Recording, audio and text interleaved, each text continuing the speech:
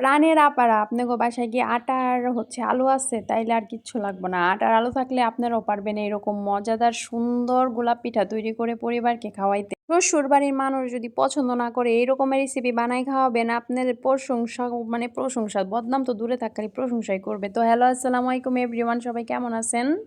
আজকে নিয়ে আসলাম পুরাই ইউনিক একটা রেসিপি, পুরাই নতুন, মানে আলু দিয়ে আর আটা দিয়া গোলাপ পিঠা। শুনছেন? শুনেন নাই তো? তাহলে আজকে দেখেন। তো প্রথমে নিয়ে নিলাম আমি পুরা 1 কাপ আটা। সবাই বলে ইউটিউবে নাকি অনেক উপকরণ দিয়া পিঠা তৈরি করে, আজকে আমি শর্টকাট পিঠা তৈরি করে দেখামু, জান, আর খাইতেও লাগবো মজা। তারপরে নিয়ে নিলাম পরিমাণ মতো লবণ, তারপর নিয়ে নিলাম কালিজিরা। এগুলো তো অবশ্যই আপনার বাসায় আছে, তাই না? তো দেখেন, নিয়ে নেওয়ার পরে এখন নিয়ে নিবো সয়াবিন তেল। সয়াবিন তেল নেওয়ার পরে দেখেন আমি যে সুন্দর করে সয়াবিন তেল নিয়ে নিলাম, 1 টেবিল চামচের মতো হইলো সয়াবিন তেল নিয়ে নিবেন। এখানে নেওয়ার পরে হাত দিয়ে একদম ভালো করে মাখামাখি করে নিবেন, জানি হচ্ছে পুরো মানে আটার সাথে পুরো মানে মশলাটা মিশা যায়, যেমন কালোজিরা তেল এটার সাথে আটার সাথে ভালো মতো একদম মিশা যায়, এর জন্য হচ্ছে নিবেন। এর জন্য এখন আমি হচ্ছে ফুটন্ত গরম পানি দিব, কারণ ফুটন্ত গরম পানি দিলে আটাটা সুন্দর হয়। কারণ যেহেতু আমরা এটা আটা দিয়ে তৈরি করতেছি, এর জন্য হচ্ছে এখানে আমি ফুটন্ত গরম পানি দিব। এটা যদি ময়দা হইতো তাহলে আপনি নর্মাল পানি দিয়েও করতে পারতেন, কিন্তু এটা যেহেতু আটা তাই একটু কষ্ট করে ফুটন্ত গরম পানি করতে হবে। তারপর এখানে যে আস্তে আস্তে করে হাত দিয়ে মাখতে হবে, যেহেতু এটা ফুটন্ত গরম পানি, তো বেশি গরম পানি দিলে আবার আপনার হাত পুড়ে যেতে পারে। তো দেখেন কি সুন্দর আমি একটা ডো তৈরি করে ফেলাইছি। এখন এটাকে আমি হাত দিয়ে ভালো করে মেখে নিব। যে কোনো জিনিসই তৈরি করার আগে, পিঠা, মোগলাই, পরোটা যেটাই তৈরি করেন না কেন, যদি আপনার ডোটা সুন্দর হয় তাহলে কিন্তু আপনার নো ফেল রেসিপি হবে পুরাই। কারণ পিঠার ডোটা হচ্ছে মেন, এই জন্য আমি ডোটা হচ্ছে ভালো মতো একদম তৈরি করে নিতেছি। দেখেন আমি বারবার হচ্ছে মেখে নিতেছি। তো তারপরে হচ্ছে এখানে আমি আবার একটু উপরে সয়াবিন তেল দিয়ে দিব, যাতে একদম ভালো মতো সুন্দর মতো আর কি এটা বসে যায় আর কি, সফট থাকে অনেকটা সময়। এর দিকে ওদিকে আমি হচ্ছে আবার আলুর মিক্সটা করতে যাব। তো আমি এখন হাত দিয়ে এলো ভালো করে এখন আলুটা একদম মেখে নিতেছি, চারপাশ ডুবো ডুবো তেল দিয়ে একদম সুন্দর করে মাখাই নিতেছি, যাতে খুব সুন্দর এবং পারফেক্টলি হয় পিঠাটা। আমি যেভাবে করতেছি এইভাবেই আপনারা একদম দেখবেন পুরো রেসিপিটা, আশা করি আপনাদের কাছে ভালো লাগবে। আর এটা বানিয়ে খাওয়ার পর তো আরও বলবেন যে অনেক মজা হয়েছে, আসলে আপু আপনার রেসিপিটা দারুণ। বানায়া খায় আমার একটা কমেন্ট করে যাবেন অন্তত, যে পিঠাটা আসলে কেমন হয়েছে। তো এই যে দেখেন আমি কিন্তু এখন এটা ঢাকনা দিয়ে পুরো ঢেকে রাখবো 15 মিনিটের মতো। তারপরে এখন চলে গেলাম এই যে আলু, এখানে আমি 3টা আলু সেদ্ধ করে ম্যাশ করে নিছি। এখন এখানে কাঁচামরিচ আর পেঁয়াজ দিয়ে দিতেছি, কাঁচামরিচ পেঁয়াজ, তারপরে যেখানে একটু হাফ চা চামচ মরিচের গুঁড়া, হাফ চা চামচ হলুদের গুঁড়া, হাফ চা চামচ ধনিয়া গুঁড়া, হাফ চা চামচ হচ্ছে গরম মশলা গুঁড়া।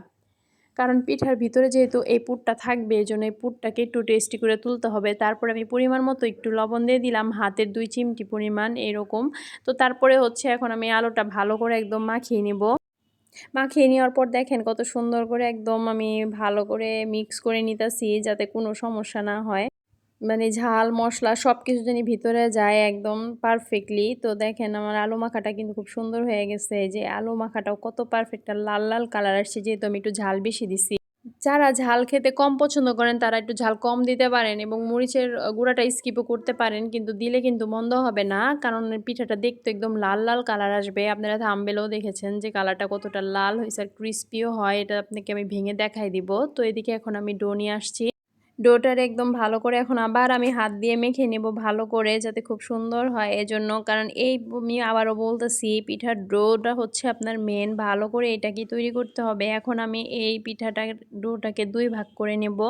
যেহেতু আমি 2টা পিঠা বানাবো, এর জন্য আমি 2টা ডো করে নিলাম। এখন আমি একটা রেখে দিব অপর পাশে, আর একটা হচ্ছে আমি এখন রুটি বানাবো সুন্দর করে। আর এই আটার তৈরি রুটি কিন্তু খুব বেশি সুন্দর হয়, যদি ওই যে বললাম গরম পানি দিয়ে করে।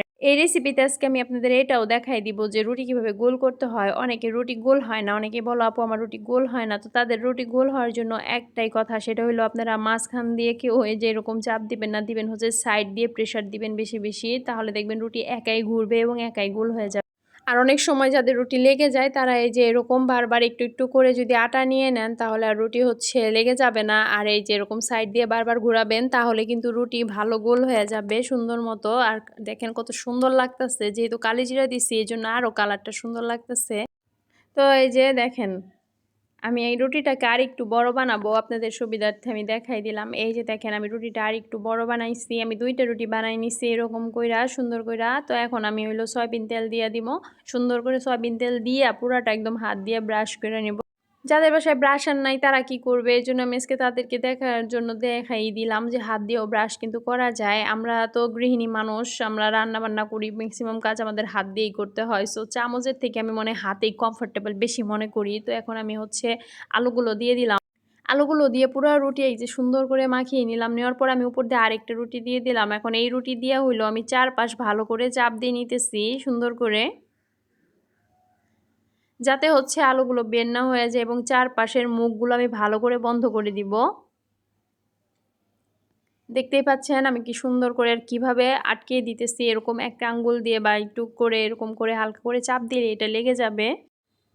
এবার হচ্ছে ছুরি দিয়ে কাটার পালা। আমার চারপাশটা কিন্তু খুব ভালো মতো একদম আটকানো হয়ে গেছে। এখন আমি ছুরি দিয়ে কাটবো। ওই যে বললাম কোনো কিছুই লাগে না, জাস্ট একটু অল্প উপকরণ দিয়েই আপনি এত সুন্দর পিঠার রেসিপিটা তৈরি করে পরিবারের সবাইকে খাওয়াইতে পারবেন। তো এই যে দেখেন এখন আমি ছুরি দিয়ে হচ্ছে চারপাশগুলো একদম মানে এই যে ঠিক বেশি চিকন কাটবেন না, বেশি মোটাও কাটবেন না। আমি ঠিক যে সাইজ কাটতেছি এই মিডিয়াম আঁচ রেখা মানে এইভাবে কাটবেন। এভাবে আমি সবগুলা একদম কেটে কেটে নিতেছি যাতে খুব সুন্দর করে হয়। আমি এই যে দেখেন একে একে সবগুলাই কিন্তু আমার কাটা হয়ে যাইতেছে পারফেক্টলি।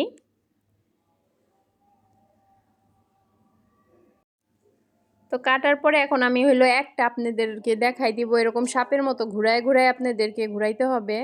ঠিক হলো হাতের দুই পাশ দিয়ে এরকম জাস্ট একটু হোল্ড করবেন, এরকম ঘোরাবেন, তারপরে দেখবেন যে কি সুন্দর একটা শেপ চলে আসবে। তারপরে এটাকে আবার ওই যে ওই কর্নার থেকে মানে ডান পাশ থেকে একটু ঘুরাই দিবেন। তারপরে হচ্ছে আমি এই যে ঘুরায় ঘুরায় পরে এই যে দেখেন কি সুন্দর চারপাশ থেকে একদম ঘুরাই ঘুরাই নিতেছি। দেখেন কত সুন্দর একটা পিঠা তৈরি হয়ে গেল। আর কালারটা দেখেন জাস্ট ওয়াও, এত সুন্দর একটা কালার আসছে। হোয়াইটের সাথে আলুর মানে আলুর পুরটা ভিতরে দিয়েছি আর সাইড দিয়ে কাটছি, এত সুন্দর। মানে এই পিঠাটা বললাম না পুরা ইউনিক, যে কেউ আপনি কোনো মেহমানের সামনে পিঠা দিলে তো তারা পুরো অবাক হয়ে যাবে যে এত ইউনিক একটা পিঠা তৈরির রেসিপি।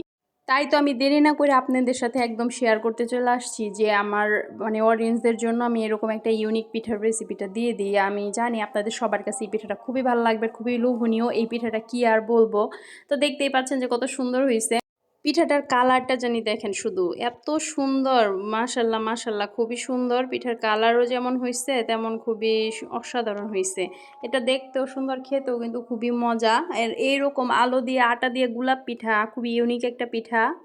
তো এখন হলো আমি তেলটা একটু হালকা মিডিয়াম গরম করে তার মধ্যে পিঠাগুলো দিয়ে দিব। অবশ্যই মাথায় রাখবেন তেল পুরোপুরি গরম করে দিবেন না, তাহলে কিন্তু পিঠার কালারটা নষ্ট হয়ে যাবে মানে পুড়ে যাবে। এজন্য মিডিয়াম আঁচে রেখে একদম হালকা গরম তেলে দিবেন, তারপর আস্তে আস্তে পিঠাটা ভাজা হবে। তারপরে হচ্ছে একটা চামচের সাহায্যে এপাশ ওপাশ উল্টিয়ে দিবেন। তো যাই হোক, ভিডিও দেখতে দেখতে আপনাদের সাথে একটা কথা বলা যাক। যারা আমার ভিডিওটি দেখতেছেন, যারা পুরাতন আছেন, প্লিজ কমেন্ট করে লাইক কমেন্ট এবং শেয়ার করে দিবেন। আর যারা নতুন আছেন একটা সাবস্ক্রাইব করে বেল আইকনটি অন করে দিবেন, যাতে আমি কোনো নতুন ভিডিও ছাড়লে আপনাদের কাছে সাথে সাথে পৌঁছে যায়। আর এরকম ইউনিক ইউনিক রেসিপি আমি আপনাদের সামনে তুলে ধরতে পারি, আর আপনারা দেখেও খুশি হন এবং বাসায় আপনার বাচ্চাদের পরিবারকে খাওয়িয়ে খুশি করতে পারেন। আমি এটাই চাই। তো আমি একটা ভেঙে দেখাচ্ছি যে কতটা ক্রিস্পি হয়েছে। তো আমি আশা করতেছি আপনাদের সকলের কাছে এই ভিডিওটি খুবই ভালো লেগেছে। ভালো লেগে থাকলে অবশ্যই আমার পাশে সবসময় থাকবেন, সাপোর্ট করবেন। আজকে সব এ পর্যন্তই, সবাই ভালো থাকবেন।